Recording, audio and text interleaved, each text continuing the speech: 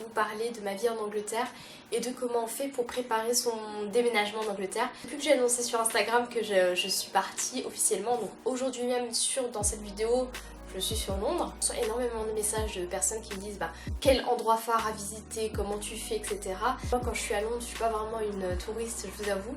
Parce que j'ai juste fait une fois, je vous jure, j'ai été une seule fois en tant que touriste, c'était en février. Je mettrai en barre d'infos des vidéos d'endroits phares à visiter, etc.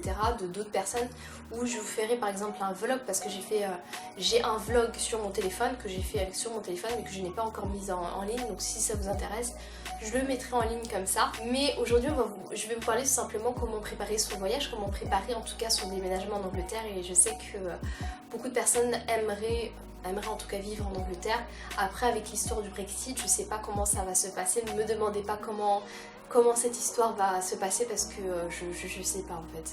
On verra, je pense que de toute façon c'est dans 2 ans que la loi est passée fin mars, donc attendons de voir dans 2 ans, donc c'est-à-dire fin mars 2019. En tout cas pour partir à Londres, ce qu'il faut faire en premier lieu, c'est d'avoir mis de côté avant de partir, c'est primordial. Je pense que comme tout projet, il faut avoir quelque chose, il faut avoir un bagage, et le bagage c'est l'argent.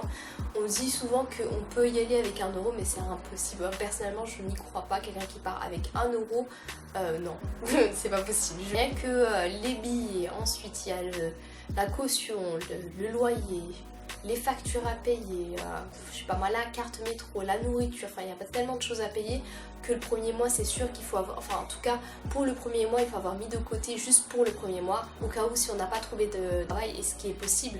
Donc n'hésitez pas à mettre de côté, et je vais essayer de donner quand même un montant parce que dans la dernière vidéo que j'ai faite je n'avais pas donné de montant.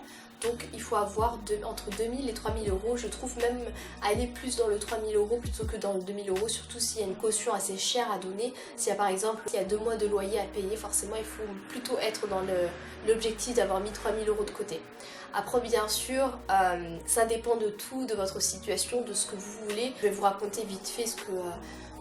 moi la situation et comment je voulais voir et comment j'entreprenais de partir en Angleterre. Je suis avec ma soeur à Londres cette année. Je fais, on va dire entre guillemets, coloc avec elle. Après aussi ça dépend aussi de votre situation, si vous voulez prendre un appartement seul, si vous voulez prendre un appartement avec quelqu'un d'autre, si vous voulez prendre une coloc avec 2-3 personnes, une coloc avec 10 personnes, en fait tout dépend de la situation, de votre situation tout simplement, et la situation dans laquelle vous voulez rentrer.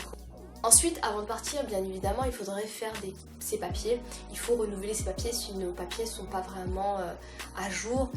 Faire ses papiers, c'est-à-dire carte d'identité, passeport et tous les papiers importants, etc.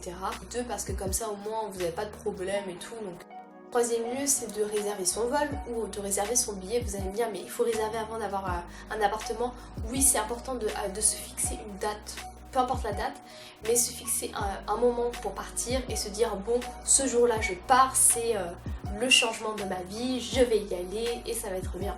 Donc il faut réserver son vol, même si on n'a pas d'appartement. Il y a des hôtels qui existent, il y a des auberges de jeunesse, il y a de tout. Donc n'hésitez pas à réserver un vol à une date précise pour partir. Il faut réserver 2-3 mois à l'avance, en tout cas pour tout ce qui est avion ou train. Est-ce que je suis floue? Un peu? Non. Bon, après si vous voulez, je sais plus ce que je disais.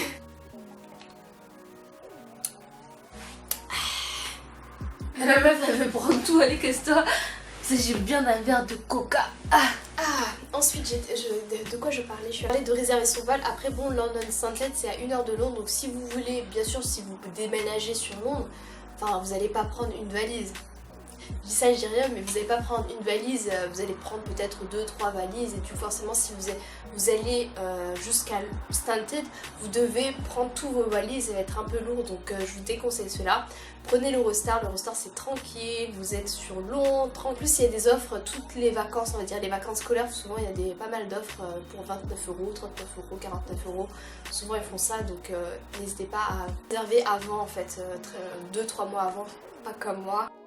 Si vous avez trop cherché avant et que vous n'avez pas trouvé forcément, vous n'avez pas trouvé un hôtel en fait, de toute façon vous n'allez pas être à la rue.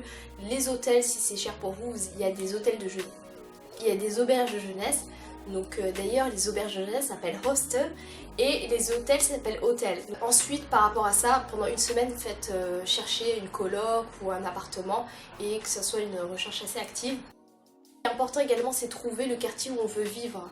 Il y a pas mal d'agences en fait, il y a pas mal d'agences il y a des agences, il y a Gumtree, il y a Spare Room pour trouver des appartements, mais essayez de vous focaliser sur un quartier que vous aimez, que vous avez déjà visité, si vous avez déjà visité des quartiers sur Londres. Le quartier français, il est tellement beau, je vous avoue, c'est trop Instagram, trop Tumblr comme on dit, parce que c'est tout blanc, noir, etc. Et c'est super joli, mais c'est super cher. Après, bon, ça dépend de vous, vos goûts. De votre porte-monnaie. Après, c'est loin, je trouve. Non, c'est pas loin, c'est juste à côté. Après, bon, ça dépend aussi de votre goût et de et de ce que vous avez aussi. Comme si combien d'argent vous avez mis de côté. Si vous avez mis 1 euro de côté, vous n'allez pas être au centre de Londres. Hein. Vous allez être en zone 9, je vous le dis. Hein. Et dans une cave, je sais pas où. Hein. Économiser dès septembre, quoi. Voilà, trouver un quartier qui vous plaît et qui est pas trop foufou. Parce que des fois, je vous avoue, on dirait qu'on est au bled. Pour les personnes, bah oui, toi t'as pas vu Hamda, mais je t'assure que si tu vas zone 4, zone 5, tu vas pleurer ta race. Parce que pourquoi? C'est tellement chaud, on dirait qu'on est vraiment au bled. Franchement, Hamdi, il faudrait que je t'emmène là-bas. Non, merci. On dirait vraiment, tu dis, mais attends, c'est Londres ou c'est le bled? Donc choisissez, je vous le dis. Ensuite, ce qui est bien, c'est de prendre une carte de métro au mois. Bon, je vous avoue, c'est un peu cher. Ah, pardon. 124 pounds. Nous, on est en zone 2, du coup, on fait souvent vu qu'on va jamais en zone 3, on a pris zone 1, zone 2, et je sais, 126,80. 126 pounds 80. Super cher, mais il faut avoir une carte parce que ça sert à rien d'avoir une voiture. Ici, la voiture, vous allez rester des heures dans les embouteillages. Et je veux dire, vous allez faire toutes les choses que vous avez besoin de faire dans la journée assez rapidement avec le métro. Donc, même si ça coûte cher, je trouve que c'est un bon investissement, la carte de métro. Il faut avoir un numéro de téléphone anglais, on peut vous appeler, donc dans tous les cas, même pour la banque, etc. Donc, on en parlera un peu plus tard, mais avoir un numéro de téléphone anglais, c'est primordial, surtout pour trouver un boulot, pour son appartement, etc. Également, il faudrait ouvrir son compte bancaire. Donc, ouvrir... Ce que je n'ai pas fait. Je connais. Hein? Brexit. Oui, bah c'est ça, mais c'est ce que je voulais dire. Ouvrir un compte bancaire, c'est important, mais bon, en ce moment, avec le Brexit, c'est un peu plus compliqué d'ouvrir son compte bancaire parce qu'il y a beaucoup de feuilles à donner. Et vu que là, la situation, quand t'es un Frenchie et tout, tu vas à la banque et tu dis je veux une carte bancaire, ils vont se dire mais non. Il faut avoir beaucoup de feuilles de justificatifs en fait pour ouvrir. Moi par exemple l'année dernière j'avais juste pris ma carte d'identité et un justificatif de domicile et ouvert mon compte tranquille et tout. Alors qu'ici maintenant c'est incroyable, on ne peut plus rien faire, mais essayez quand même d'ouvrir un compte bancaire ou de prendre une carte Mastercard Gold en France pour pouvoir passer tous vos achats sans commission, parce que voilà, les commissions, vu qu'il y a le change, vu que c'est pas la même monnaie, c'est cher, et voilà, donc pour pas perdre son argent bêtement. Vous n'allez pas trouver de l'argent comme ça, donc il faut trouver un boulot, sauf que les boulots, il y a le pôle emploi anglais, UK, mais je sais plus du tout le nom du pôle emploi, et en fait il faut aller au pôle emploi UK et il faut juste demander son numéro d'immatriculation pour pouvoir travailler en Angleterre. Donc c'est ça ce qu'il faut faire. Ensuite après il y a des applications où vous pouvez trouver en 24 heures un boulot. C'est incroyable. Alors qu'en France vous galérez vous êtes chômeur pendant 10 ans. Non. Ici 24 heures tu trouves un boulot.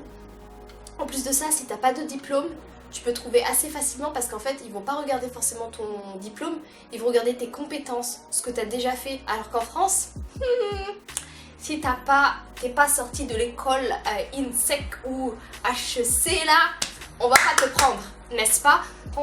Ils disent que c'est sur la méritocratie blablabla. Non, c'est sur la méritocratie de tes études, hein, mais pas de tes compétences, parce qu'ils s'en foutent en vrai de tes compétences. Alors qu'ici, ça va être plus tes compétences, ce que tu as appris dans une entreprise, ce que tu as appris au travail, ce que tu as déjà fait, etc. Donc trouver un boulot, voilà, pour pas vivre d'eau et d'amour fraîche, non, d'eau fraîche et d'amour. Voilà, et je pense que j'ai tout dit dans cette vidéo. j'ai parlé de tous les sujets inimaginables autour de Londres et comment s'installer ici. Donc j'espère vraiment que cette vidéo vous plaira. Et si c'est le cas, n'hésitez pas à vous abonner à ma chaîne. Si vous n'êtes pas encore abonné à ma chaîne, n'hésitez pas non plus à mettre un like à la vidéo. Et je vous retrouve dans une prochaine vidéo. Bye!